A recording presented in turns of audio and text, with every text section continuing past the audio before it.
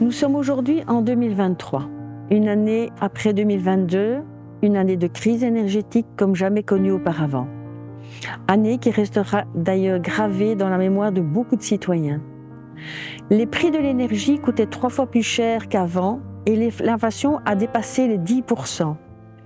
Avant cette crise énergétique, plus d'un ménage sur 5 était confronté en Belgique à une forme ou une autre de pauvreté d'énergie. Et pour près d'un citoyen sur 4, il était impossible de faire face à un problème financier inattendu. La crise énergétique de 2022 a encore aggravé cette situation. Entre-temps, on constate que le prix du mazout est reparti à la hausse.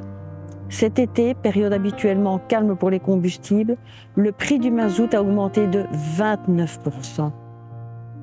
Les familles qui ont déjà des difficultés sont donc obligées de choisir entre chauffer leur maison ou avoir de la nourriture à table. Aujourd'hui, des milliers de familles vulnérables vivent encore dans la pauvreté d'énergie en Belgique. Comment font-elles face à cette situation ? Comment ces personnes essayent-elles de gérer le budget dont elles disposent ? Passent-elles l'hiver sans se chauffer ou avec un chauffage minimal ? Ou doivent-elles réduire d'autres dépenses ? Comment ces ménages envisagent-ils les rénovations énergétiques ? Et comment savent-ils accéder à l'aide que le gouvernement peut leur offrir ? Nous posons aujourd'hui la question à Jean. Jean vit seul à Charleroi, dans une maison modeste et a 2 enfants qui ont quitté le domicile familial. Dans son témoignage, il parle courageusement de la manière dont il a personnellement dû faire face à cette situation.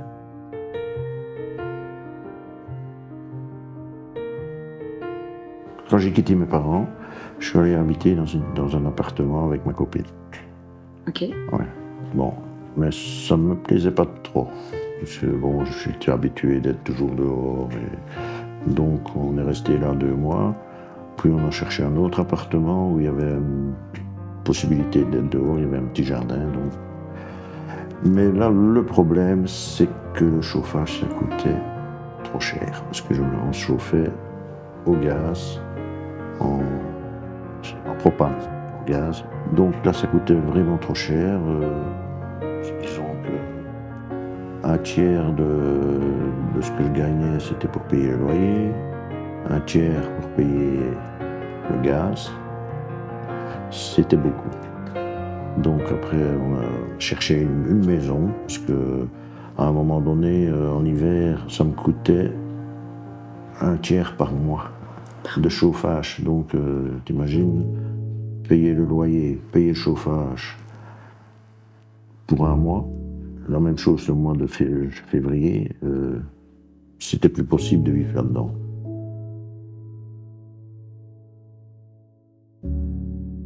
Et reprendre du début, hein. Quand on est venu ici, on a mis des poêles au gaz. Ouais. Insuffisant l'hiver. Ouais. Donc, on a pris des poêles au charbon et au bois. Ouais. Puis là, c'est crado, hein, le charbon et le bois. C'est ça, hein. Fait de la poussière. Alors, on en a eu marre. On a monté chauffage central. Ouais. Donc là, on était un peu mieux. On travaillait à 2, ça pouvait encore aller. Mhm. Le mazout est devenu très cher à une époque. Mhm. Donc, il y a une petite dizaine d'années, on s'est chauffé au pellet. Ouais. Mais le pellet, ça n'a pas l'air cher, mais c'est très cher. Parce que si tu chauffes 24 sur 24 au pellet, ça te coûte cher parce qu'il te faut beaucoup de sacs de pellet. Il faut le poêle là, par exemple, si je veux chauffer 24 heures, il me faut 2 sacs. 2 sacs de pellet.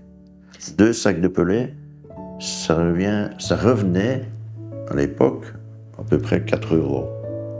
4-5 euros le sac. Puis il y a eu 2022.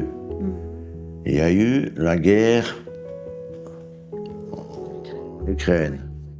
Le pellet est passé de 4 euros le sac à 20 euros le sac. 20 euros le sac. Ouais. Le charbon, même chose. Il était à 10 euros le sac de 25 kilos. il est passé à 19 € le sac de 25 kilos. Donc, plus moyen de chauffer. Et comment Parce qu'il faut s'imaginer qu'il faut 2 tonnes de charbon, quasi autant de pellets, pour chauffer 2 pièces. Donc, qu'est-ce que j'ai fait? Ça, il y a 10 ans, j'avais déjà mis des panneaux solaires. Mhm. Donc, avec les panneaux solaires, j'économisais beaucoup sur mes factures d'électricité. Mhm. Donc, je me suis posé la question pour me chauffer. Alors, j'ai des pompes à chaleur. Des pompes à chaleur. Je me suis renseigné, j'ai des voisins qui ont ça. Ouais. Et j'ai été voir chez eux, ça fonctionnait bien. J'ai fait mettre des pompes à chaleur. Et depuis cet hiver-ci, j'ai passé tout l'hiver à me chauffer avec les pompes à chaleur. Et du coup, ici, à l'heure actuelle, au niveau, par exemple, justement des panneaux solaires, vous devez pas les refaire renouveler. Il n'y a pas des lois qui passent justement qui sont problématiques par rapport à ça. Non, ça, il n'y a pas de souci. Le problème, c'est que mes panneaux, je les ai mis il y a 10 ans. Ouais. Et chaque année, ils perdent un peu de leur production. Ah bon? Ouais. C'est l'usure, c'est la saleté qui se met dessus, c'est prévu qu'ils perdent un peu de production chaque année, quoi. Donc cette année-ci, j'avais décidé de remettre encore une dizaine de panneaux. Ok.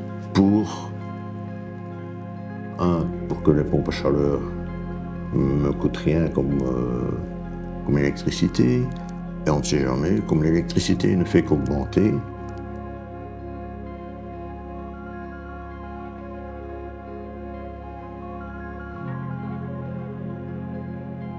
Les aides, les aides c'est inexistant, ça n'existe pas. Il n'y a pas d'aide.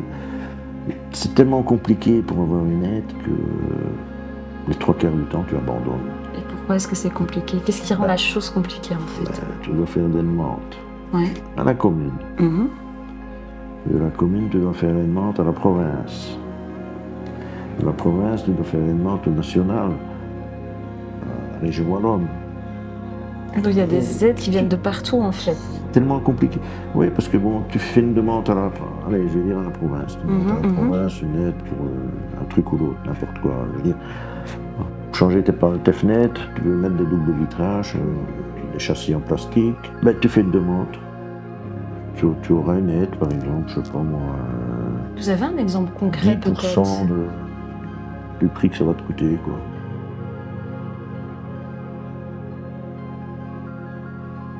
Pour faire une demande, il y a tout un dossier à remplir. Mhm. Tout doit être fait par des hommes de métier, c'est-à-dire qu'on ne peut rien faire soi-même. Vous ne rien faire vous-même. Ah non. Donc ça augmente le budget.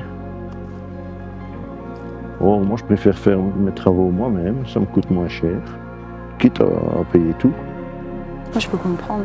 Même les matériaux qui sont beaucoup plus chers maintenant, ben, ça a un coût, hein, de faire des travaux dans une maison, c'est horrible.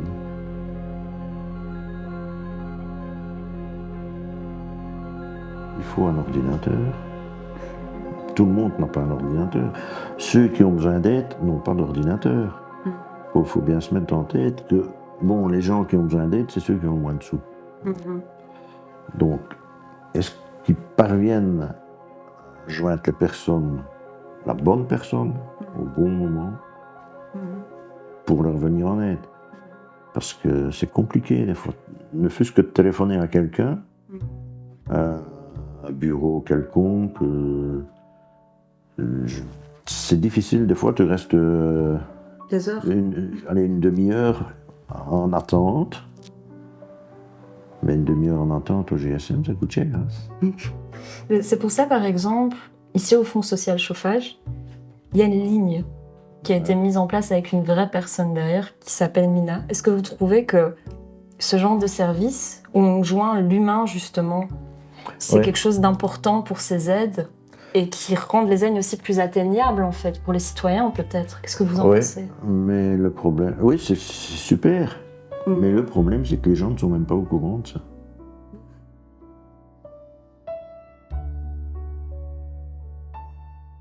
tu apprends au fur et à mesure. Tu écoutes un peu partout.